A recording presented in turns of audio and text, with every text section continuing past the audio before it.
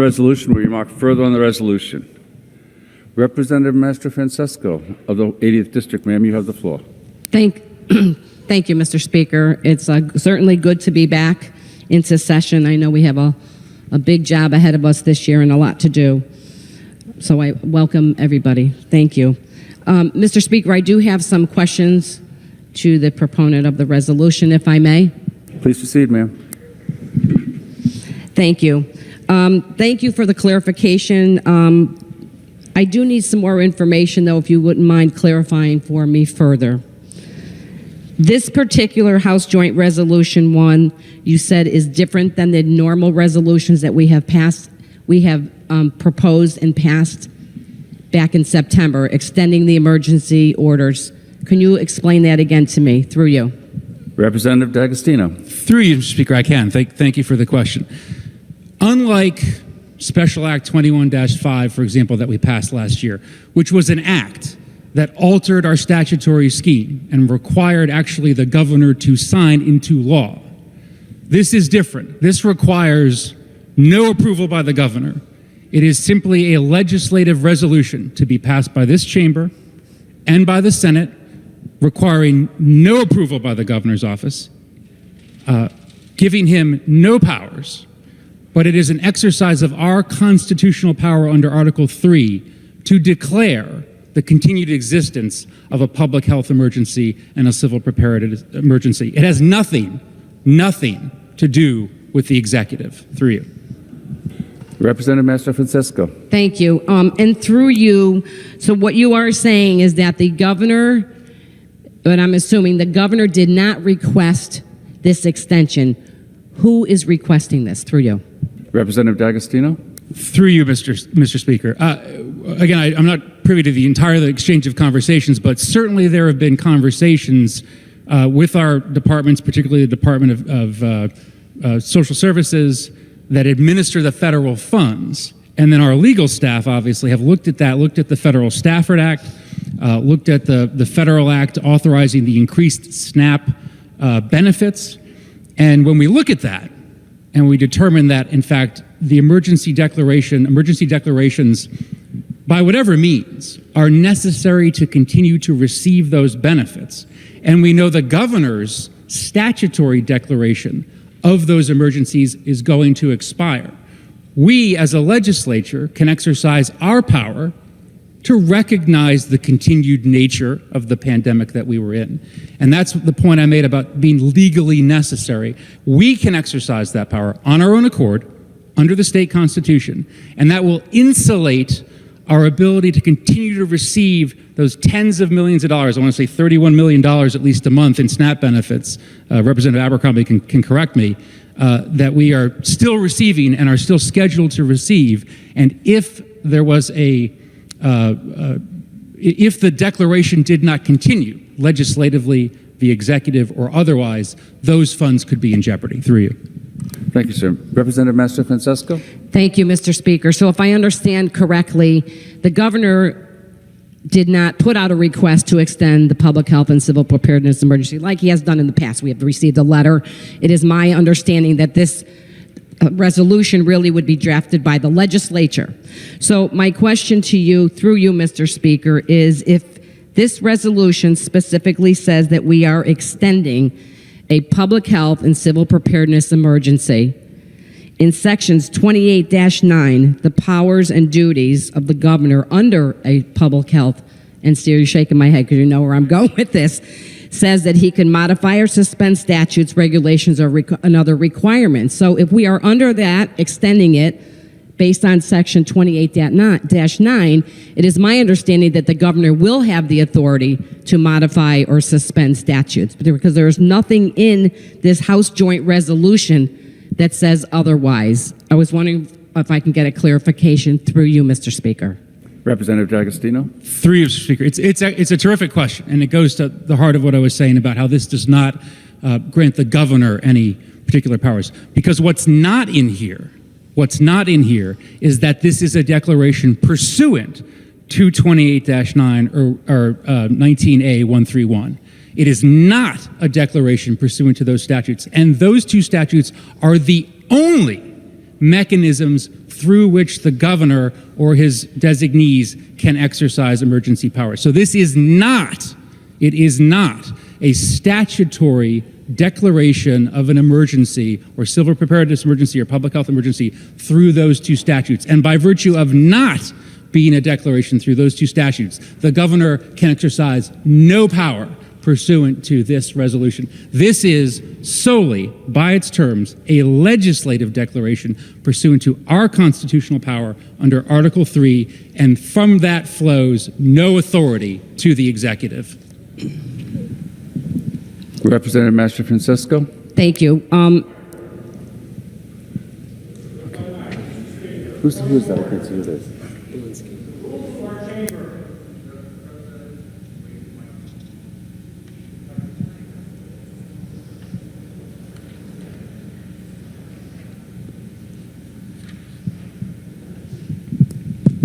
Thank you, Mr. Speaker. The rules of this chamber are that representatives do not address one another, particularly in a scolding manner. All conversation is to be directed through the Speaker of the House.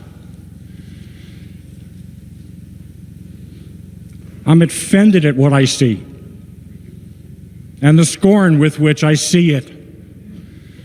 And I urge censure of the member that has broken the House rules. Thank you, Mr. Speaker. The chamber will stand at ease.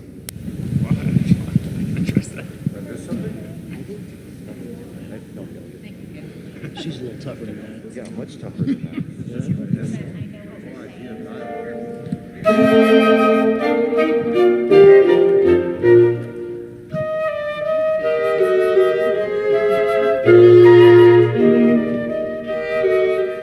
Representative Belinsky, your point is well taken. We'll caution the people speaking on the floor to take that into consideration. Everything should be directed through the chair, to the Speaker of the House, as questions go back and forth. Okay, and we will continue. Thank you.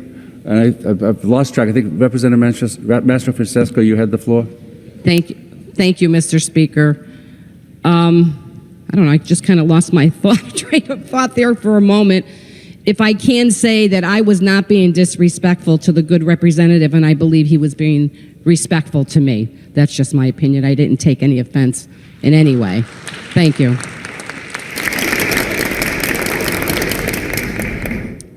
Although I'm not saying that it can't get heated at some point. Let's we move all on, know that I please. can mouth off sometimes. But I'm sure the good representative will let me know that. Okay, so back on track. Thank you, Mr. Speaker. So where was I? Okay, so I understand your explanation. Can you please point out to me in the House Joint Resolution 1 what line you are referring to that would not give the governor the power to issue any other executive orders? Because the Civil Preparedness 28-9 and 19A-131 is very clear that under that power, under a civil preparedness and public health emergency, the governor has the authority to modify statutes. And I'm not clear in this House resolution where it states that he cannot. Through you, Mr. Speaker. Representative D'Agostino. Through you, Mr. Speaker. And let me say for the record, I apologize if my intensity is perceived as aggressiveness in some manner, but that is never my intent when I present on the floor, and I certainly apologize to the good representative who perceived it that way. I'm glad to hear that the representative who I'm having the discourse with did not. But I will try to tamp it down, Mr. Speaker, and then of course everything flows through you, including the next answer. Thank you, sir. Which is, it's a combination of things. It's what's there and what's not there. What's not there is an exercise or reference at all to 28.9 or 19A-131.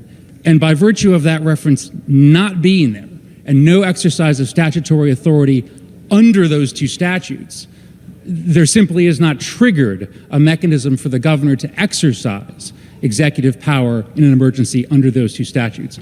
Rather, what is there, if you look at the last whereas clause, 44 through 48, at least on my copy, where we say that this is whereas Article 3 of the Constitution of the state vests in the Connecticut General Assembly broad police powers, including those necessary to protect public health and safety, together with the ability to take measures to prevent the introduction and spread of infectious and contagious disease.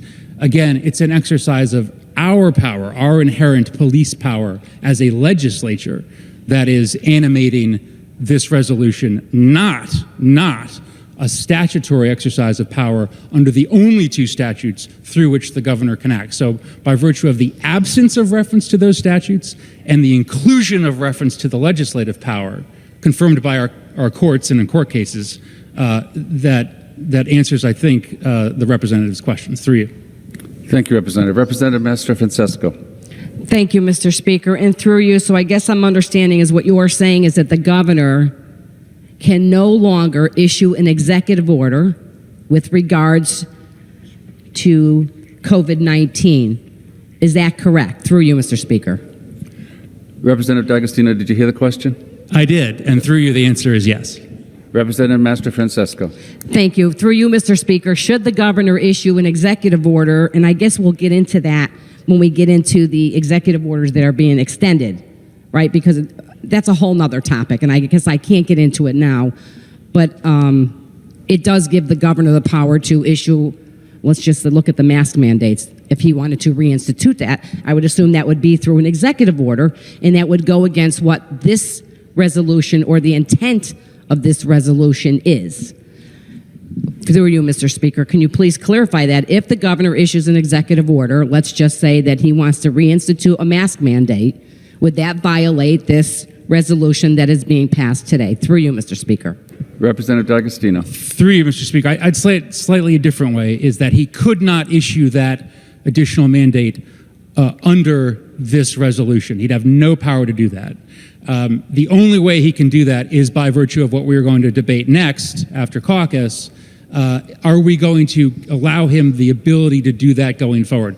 But any order, to answer the question directly, any order he issued would be null and void if done under this resolution. Through you. Representative Mastrofrancesco.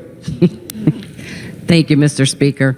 It's very confusing, and I'm sure it's very confusing for the people watching here. I'm reading it as that this is a public health emergency. We are extending the orders, the authority until June 30th. It is my intention that the governor can issue an executive order. He can issue an executive order without being under a public health emergency. Is that correct? Through you, Mr. Speaker? Representative D'Agostino. Through you, Mr. Speaker. No, the governor's executive order powers come and derive directly through a legislative statutory grant of authority. So, for example, an executive order relating to closing the highways on a snowstorm, that derives completely from 28-9. Any power he exercises like that must come from a grant through this body, and this resolution does not give him any such power. Through you. Representative Mastrofrancesco. Thank you, Mr. Speaker. And through you, lines 37 through 43, the sole purpose of extending this public health emergency is to receive federal funding, or as I would call it, taxpayer funding, because nothing is free. But that the sole purpose of doing this is so we can grab federal or taxpayer dollars for programs here in Connecticut. Through you, Mr. Speaker, is that correct? Representative D'Agostino. Through you, Mr. Speaker, I wouldn't say it's the sole purpose. As I mentioned in my opening remarks, I think there is a larger goal here, a larger sort of moral animating principle behind this in terms of recognizing as a body what our citizenry is going through. But there is indeed a legal ramification to this, and a good one, that it enables us to continue to receive those funds. Through you. Representative Mastrofrancesco. Thank you, Mr. Speaker. It is my understanding there are many states that are not working under a public health and civil preparedness emergency that are still getting funding from the federal government. Prior to this resolution being drafted, was that entertained or looked into to see if the state can still receive federal funding? Through you, Mr. Speaker. Representative D'Agostino. Through you, Mr. Speaker. It was, different states have different statutory schemes with respect to the exercise of emergency powers. It's something that indeed we've been looking at and investigating, and some of them have been able to justify or trigger the federal aid through the use of those different statutory schemes. So it's not an apples to apples comparison to say, well, they're not doing it. Do we have to do it? And then I guess the lawyer in me would answer the question yet another way, which would be simply to say, if there's any question, and there is, why take the chance? A resolution like this protects you completely and doesn't open you up to questions of whether or not you've had the appropriate declaration, legislative, executive, or otherwise, to receive federal funds. Through you. Representative Mastrofrancesco. Thank you, Mr. Speaker. So my question is, well, just a comment first, is that I understand that the SNAP benefits that are in this resolution are the difference. It's the increase that we're getting in SNAP benefits that people are getting. We're not losing any SNAP benefits for the government.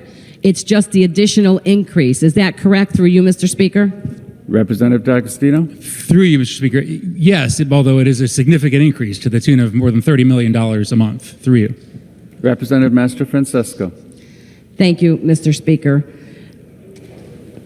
Through you, I was wondering, what are the parameters to determine a public health emergency, or for this legislative body to determine a public health emergency? What is the baseline? You know, we know that the speed limit is 65. If you go over that, you're speeding. We know water boils at 212 degrees. Anything under that is not boiling.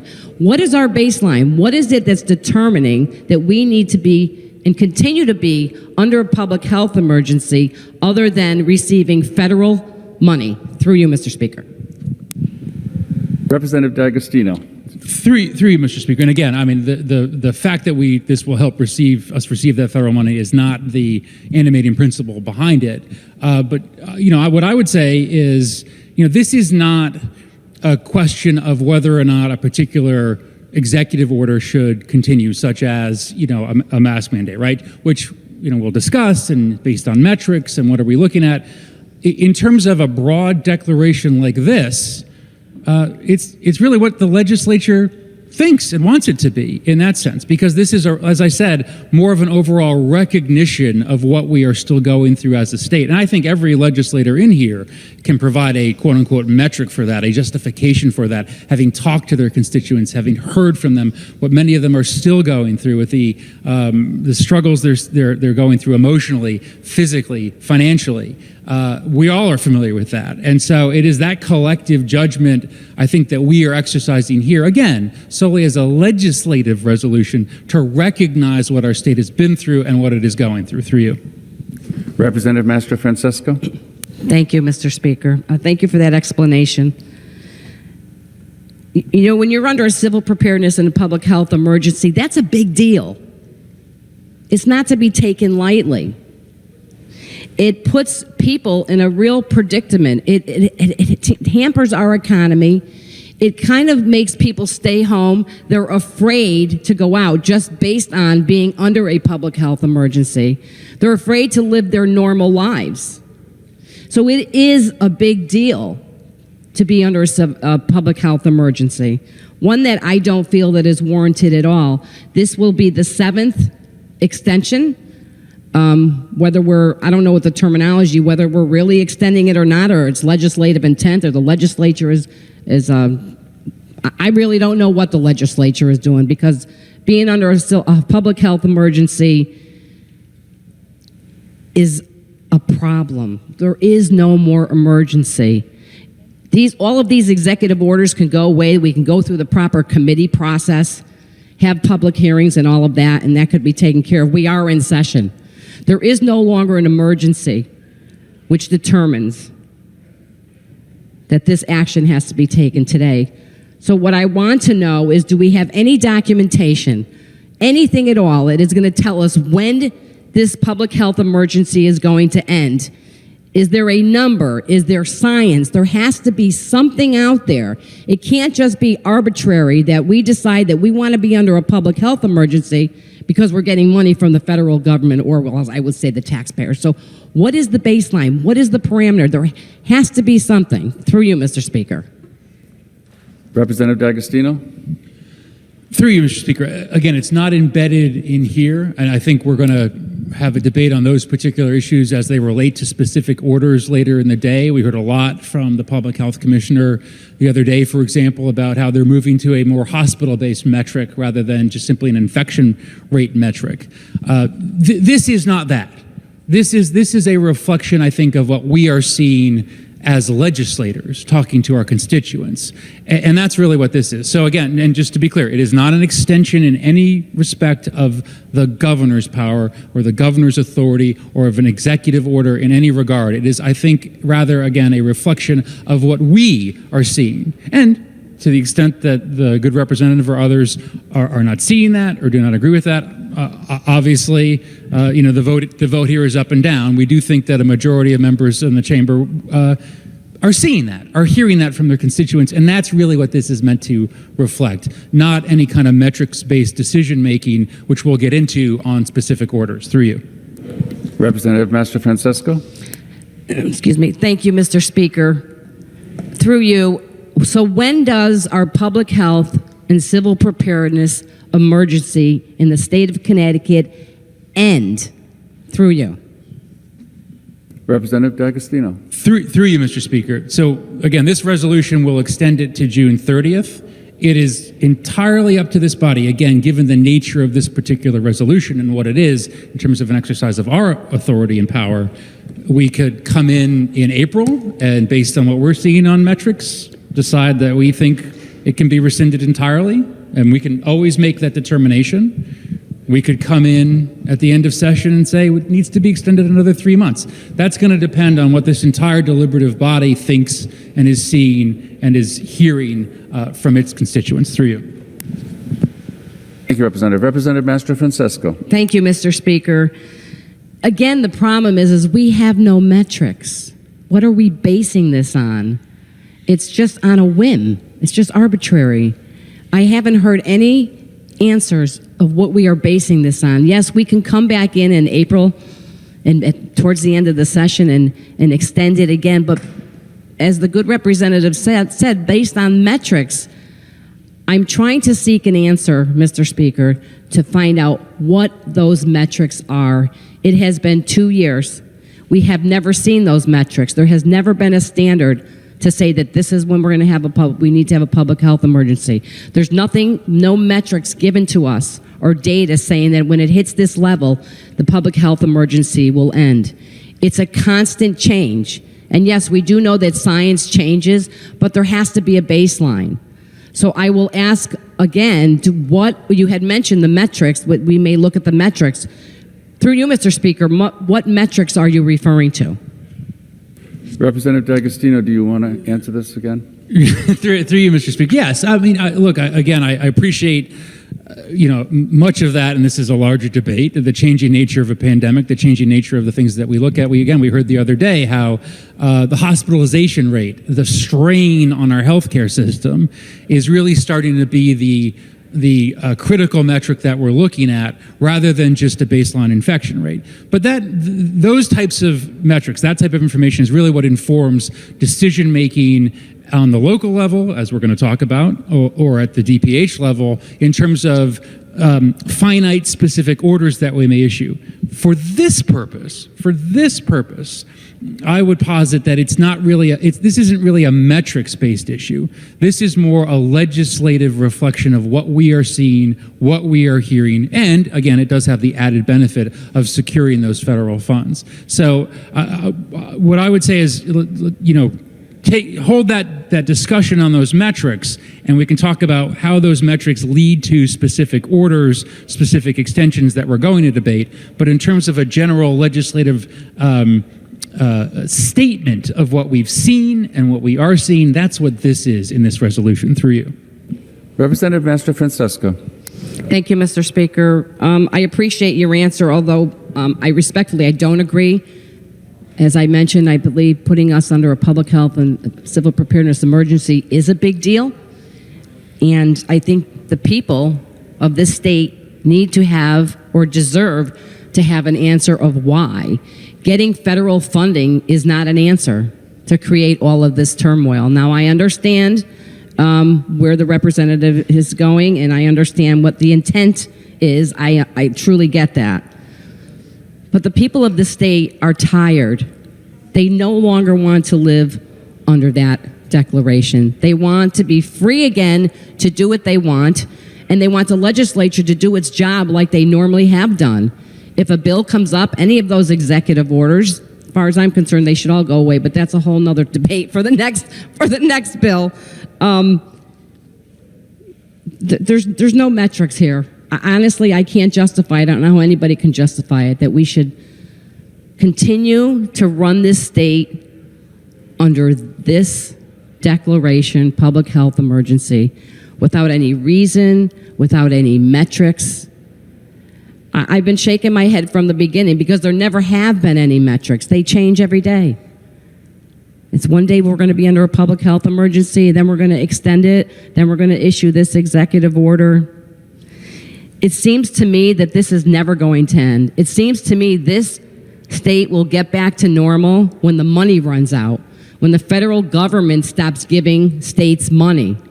That's when it's going to end. And I assure you, when that day comes, you see how fast all of this ends.